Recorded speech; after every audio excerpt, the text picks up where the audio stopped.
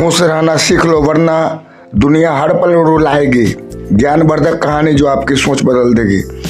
अंदर का दीपक। गांव के कोने में एक वृद्ध साधु रहते थे, शांत, सरल और सदैव मुस्कुराते हुए। उन्हें देखकर सभी चकित होते, क्योंकि उन्होंने अपना सब कुछ त्याग दिया था। न घर, न परिवार, न धन, न सुख सुविधा, फिर भी उसके चेहरे पर ऐसी मुस्कान होती थी जो किसी राजा को भी ईर्ष्या करवा दे। एक दिन गांव का एक युवक रोहित, जो हमेशा दुखी और परेशान रहता था, साधु के पास आया। रोहित बोला, बाबा आपके पास तो कुछ भी नहीं है, फिर भी आप इतने खुश कैसे रहते हैं? मेरे पास सब कुछ है, पढ़ाई, पैसे, दोस्त, मोबाइल, फिर भी मुझे शांति नहीं मिलती।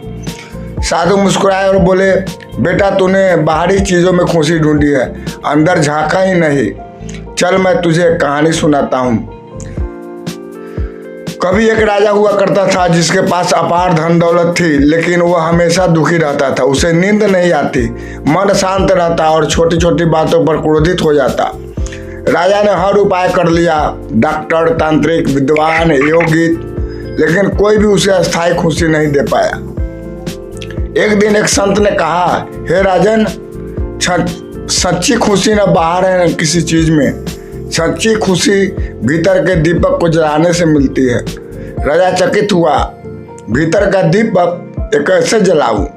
संत बोले, जब तू खुद को अपनाएगा, अपने दोषों को स्वीकार करेगा, दूसरों से तुलना करना बंद करेगा और हर परिस्थिति में कुछ अच्छा ढूंढेगा, तभी तेरा अंतःकरण प्रकाशित होगा।